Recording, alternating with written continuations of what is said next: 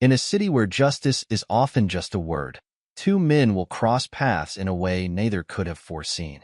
One will try to do what's right, while the other will cling to a power he's abused for far too long.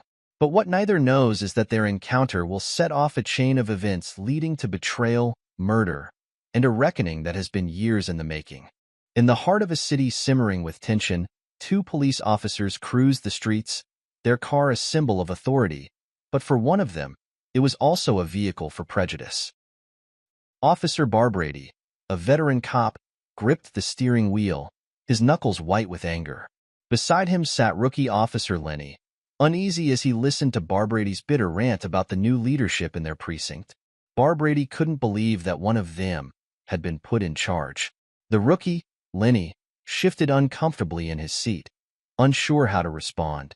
He suggested cautiously that maybe they should give the new captain a chance, but Barbrady dismissed him with a sneer, claiming that they were all the same. The car turned onto Main Street, and Barbrady's eyes locked onto a sleek black sedan driving ahead. Though the driver, a well-dressed black man, was obeying all traffic laws, something about him rubbed Barbrady the wrong way. Without a second thought, Barbrady flipped on the patrol car's lights. The sedan pulled over smoothly, and Barbrady, filled with self-righteous anger, stepped out of the car.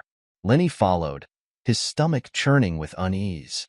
This was his first time witnessing Barbrady's prejudiced tendencies in action, and it made him question everything he had learned in the academy. The driver of the sedan, DeAndre Johnson, rolled down his window. His calm demeanor masked the tension he felt.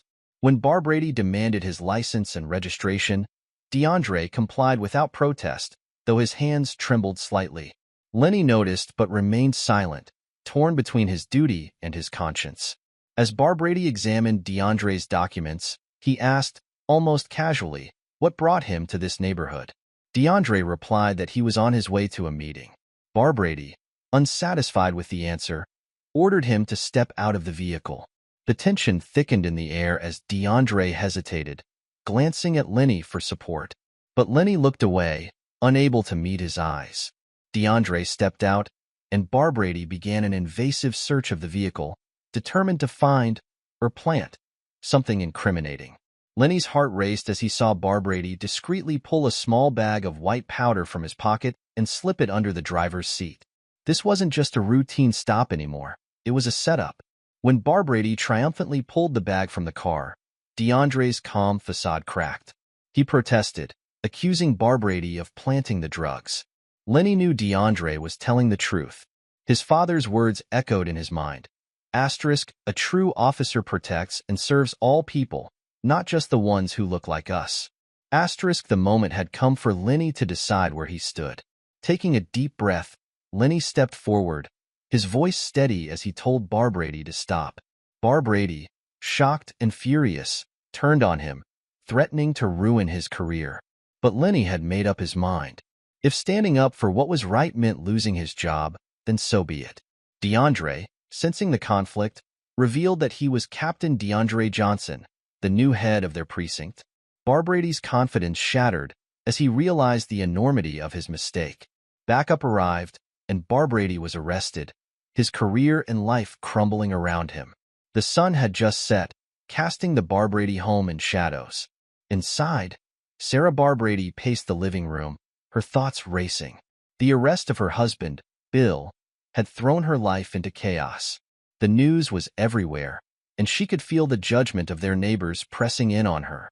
The cozy warmth of the room now felt suffocating as she struggled to understand how things had spiraled out of control. Bill wasn't just any cop, he was connected. Over the years, he had cultivated a network of allies, including Judge Carter, who had smoothed over his mistakes more than once. But this time was different.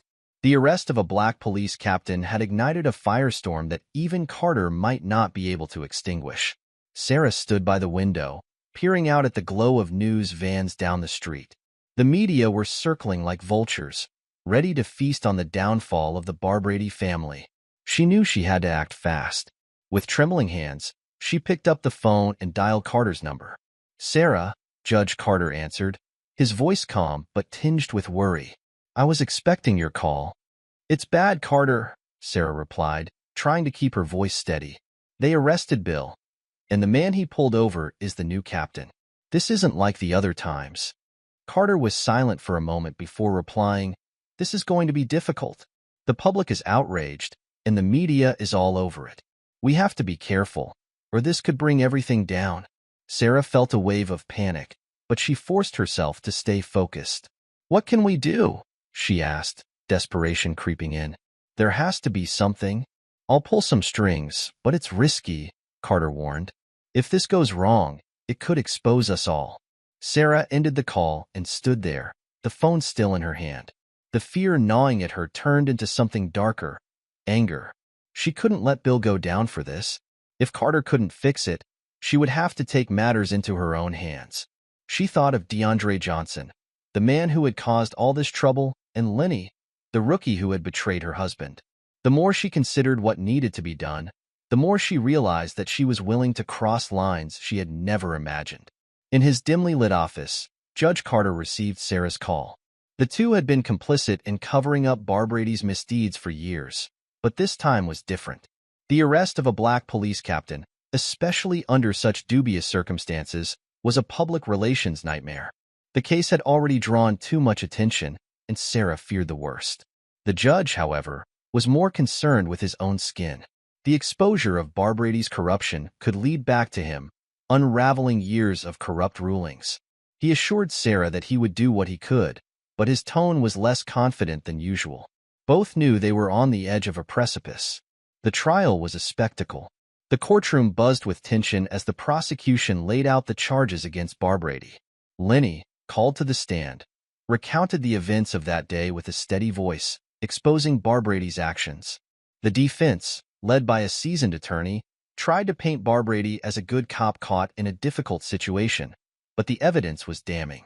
However, Judge Carter, presiding over the case, began to manipulate the proceedings, dismissing key pieces of evidence. It seemed that Barbrady might walk free, despite the overwhelming proof of his guilt. The thought of her husband being convicted was too much for Sarah to bear, and as the trial went on, a dark plan began to form in her mind. The night before the verdict was to be announced, Judge Carter sat in his study, reviewing the case files. He was confident that he had done enough to sway the outcome in Barbrady's favor, but as he reached for a glass of scotch, the door creaked open. Sarah, her face a mask of cold determination, stepped into the room. Without a word, she pulled out a small revolver and shot the judge. The sound of the gunshot echoed through the empty house. Sarah quickly staged the scene to look like a robbery gone wrong, wiping her fingerprints from the gun and placing it in the judge's hand. She left as quietly as she had come, leaving the judge's lifeless body slumped over his desk. The next morning, the city awoke to the shocking news of Judge Carter's murder. The courtroom was in chaos. Without Carter to manipulate the proceedings, Barbrady's fate was sealed. His defense crumbled, and he was swiftly convicted of all charges. But the investigation into Carter's death soon revealed inconsistencies. DeAndre, now fully committed to cleaning up the department, worked with Lenny to uncover the truth. They pieced together evidence that pointed to Sarah Barbrady as the judge's killer. The motive was clear. She had killed him to prevent her husband's conviction, but her actions had only sealed his fate. Sarah was arrested and, in a dramatic confession, revealed the full extent of her and Barbrady's corruption, implicating several other officials in the process. The case shook the city to its core, leading to a wide-ranging investigation into police and judicial misconduct. With Barbrady and Sarah behind bars, DeAndre and Lenny found themselves at the forefront of a movement for reform. The fall of Barbrady had exposed deep-rooted corruption, and under DeAndre's leadership, the police department began implementing sweeping changes. Lenny, now seen as a hero within the community, worked closely with DeAndre to rebuild trust between the police and the people they served. The road ahead was long, and the scars left by years of corruption wouldn't heal overnight. But for the first time in a long while, there was hope. The department, once tainted by prejudice and abuse of power, was beginning to change. DeAndre and Lenny knew that the work was far from over, but they were committed to seeing it through. As they walked out of the precinct together, the sun setting behind them, DeAndre placed a hand on Lenny's shoulder. "You did good, Thompson. This is just the beginning." Lenny nodded, a small smile on his face. For the first time, he felt like he was truly making a difference. The past few weeks had been harrowing, but they had also proven one thing. Justice might be delayed, but it could never be denied. And so, they continued their work, determined to build a better, more just system, one step at a time. The city had been shaken to its core, but from the ruins of corruption, something new was rising. Justice had prevailed, but the fight for a fair and equitable system was just beginning.